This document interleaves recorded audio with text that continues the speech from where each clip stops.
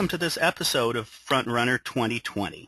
I'd like to talk to you very briefly about some traps to avoid as a candidate and as a campaign worker. Some candidates have volunteer staff, but they still make important decisions just like any other staff would make. They just happen to be volunteers. A couple of the traps that I've found, the first one being paid walkers. Voters can tell if somebody is not invested in your campaign. And if they're out there knocking on doors and talking to voters, not just leafing, but actually talking to voters, you're going to want somebody that actually lives in that precinct or in that neighborhood. Because some neighborhoods are, 3 or 4 precincts big. If that's the case, that's fine. They can say, oh, I'm from your neighborhood. I'm like 4 streets over. This is where I live. I'm one of you. Here, I'm a walker. This is who I like. And I want you to check them out online. Paid walkers tend to not be that invested. And they cost your campaign money. So these are 2 things that you probably don't want out in front of your campaign. Your canvassing program could be the only time a voter actually hears directly from your campaign. So it's important that that first impression be top bar. Another trap is consultants with no deliverables. A lot of consultants will come in and say, because my brain is so full of incredibly good information, you should pay me lots of money. I probably won't generate you any votes, but here I am. This is not the consultant you want. You want somebody that actually builds a product that develops your campaign in a meaningful way. That is, that there are data points and information that will end with a vote in your favor. Okay, good. Okay, yeah, it's too important. Don't rely on outside organizations. Material with limited ability to return information. I stole an idea from a real estate agent, actually. They put a tearaway postcard at the bottom of their door hanger. I saw a mayoral race in Dallas County that was utilizing that very same door hanger. It's incredible. It adds somewhere between 5 and 10% to the response rate of your field program, and it costs you probably less than half a cent per door hanger. It's absolutely worth it. So if your materials have no ability for response, that also goes for mailers. If your mailer goes out and there's not a tearaway postcard for them to fill out their information and send it back to you, don't do it. You do not want to spend money that doesn't have an ability to come back and invest in your data for your campaign for GOTV. And that's pretty much the quick and dirty of some traps to avoid. Now I want to get into something that all the candidates will care a lot about, and that's money-saving strategies.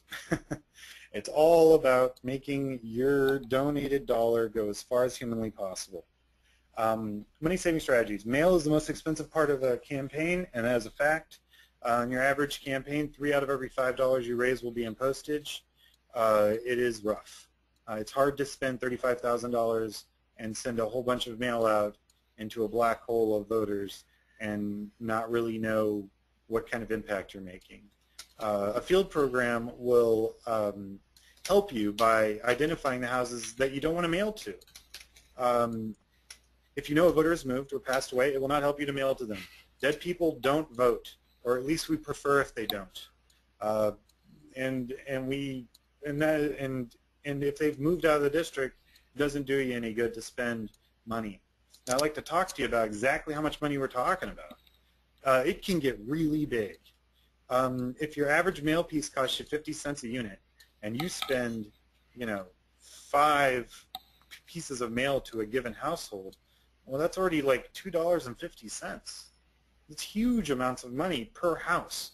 Think about it. Some races have 20 or 30,000 houses. So you're spending, a huge amount of money on this. So if you're able to identify 1,000 households that don't have the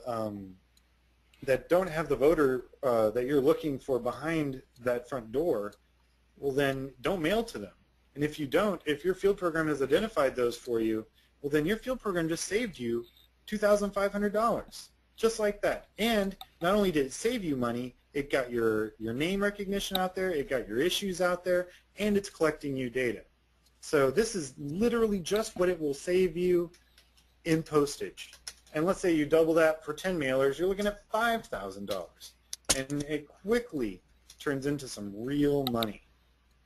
I've got a quick tip here, to sort of figure out, well, how much money am I going to spend in this campaign, and therefore, be able to figure out how much money you want to spend on your field program. The way I look at it is in 2008, we had a couple different races. We had races that raised $2 per vote, and then we had a bunch of races that raised $15 or more per vote. Guess which one won? I mean, it was bizarre. It was like out of 7 races, 4 of them raised $2 a vote, and the others raised 15 or more a vote. The ones that raised 15 or more a vote won. That's just a fact. So if you want to sort of get at least a ballpark, an idea of what your general campaign budget might be, figure out your win number, which is what we talked about earlier, multiply it by $15, and that'll get you in the ballpark. If you do things right, you don't spend money on gimmicks or ideas that aren't tested or have no ability to return information back in your campaign, you should be in that ballpark. Now, not every district's the same. Believe me, in rural districts, you're pretty much, your best way is through phones and mail, and that is expensive. And there's no way around it because no one's going to walk 15 acres to the next voter.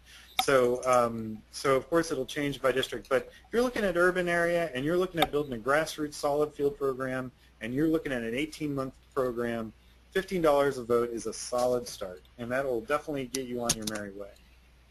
I've got a quick poll question. You want to take this, Ron? How much do you think a field program in Dallas could save in a city council race?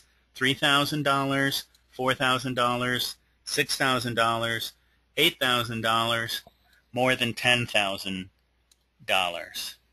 I'd like to insert a clue. We're talking about just sending out 5 mailers for a city council race, just 5.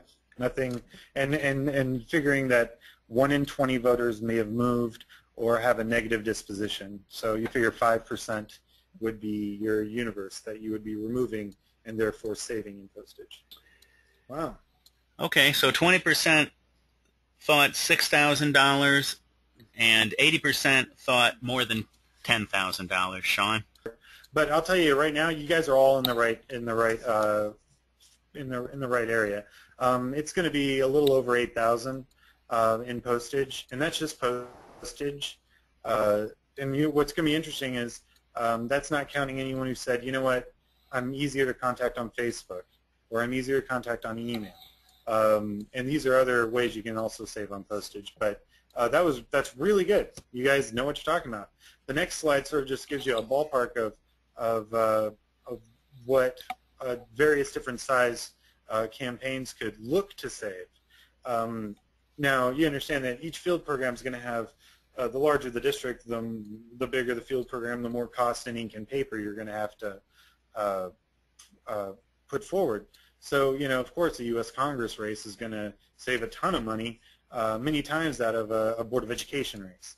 But for a Board of Education race, saving $6,200 could be a much bigger deal than the U.S. Congress race that just saved $25,000.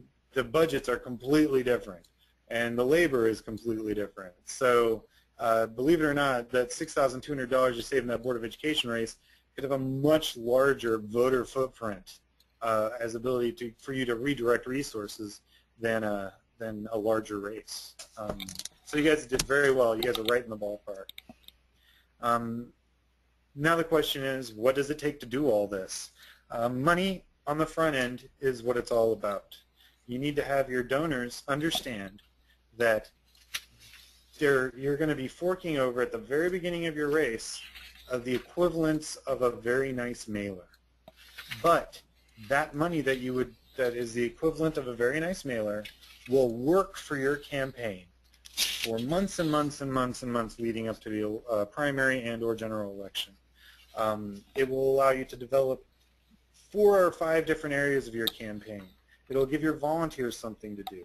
It will literally be the backbone and the brain of your campaign, because the issues you think are important in your district versus after you knock on about 15,000 doors, I guarantee you, you'll go from I think these issues are important to I know these issues are important.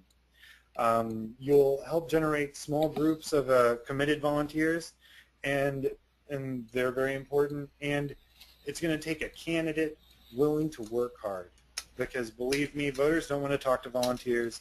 They want to talk to you, the candidate. And anyone who's walked with a candidate and then walked by themselves instantly see a difference. People will like go, okay, you're a volunteer, that's nice, thanks, give me your push card, bye. If there's a candidate there, well, they'll give them a piece of their mind, and they'll tell you exactly what they think. So a candidate is the hardest canvasser in a campaign on the local level, and I'll bet money that our President Obama has knocked on his fair share of doors as an organizer, and he knows, and candidates that have done the work understand and can relate to volunteers because they know, and it's just, it's boot leather. So hardworking candidate, I'd like to leave you with that idea. I'd like you to understand that don't count the number of doors you knock on, because your database will count that for you. Just get out there and enjoy it, and just really absorb the information, and just become a really good local leader. Are there any questions? Well, thank you, Sean. As a matter of fact, we do have some questions. Let me just review for everybody where we are. If you have a question that you'd rather discuss with Sean personally, he can be reached through all the usual channels that you see on the slide. His email is charles_briscoe@hotmail.com, CHARLES_BRISCOE@hotmail.com. He is in Facebook. His phone number is 214-926-5585. Our first question comes from Charlie. Go ahead, Charlie. Hey there. My question has to do with something I found called meat space, which is MEAT space, as opposed to cyberspace. And how cute. yeah, isn't it great? I've ran across it a couple years ago. Anyway, yeah, the first time I saw it, I didn't know it was MEAT, and if you think about it anyway. My question is, how do you mesh meat space and cyberspace? And an example that I use a lot, or personally encountered, is using Meetup or Facebook to tell people, hey, be at a certain place at a certain time, or even helping to organize volunteers. What kind of strategies, are there any particular tips you can have about how to do that? On every one of our programs on the recorded version, we always check in with Dave Bonham, who's the Deputy Campaign Manager of the Ellen Cohen for City Council campaign in Houston. Ah.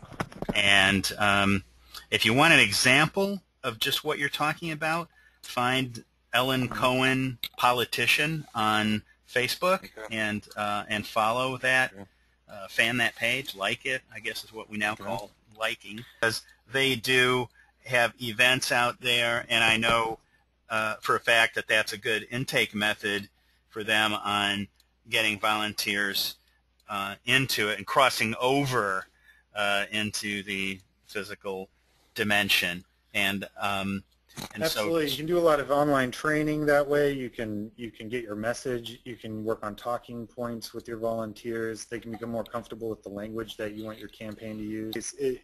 Especially when talking to large groups of people efficiently, a format like this, or in a meet space, or even as a Facebook group, can be extremely useful. Good. Okay. All right. Well, thanks, Charlie.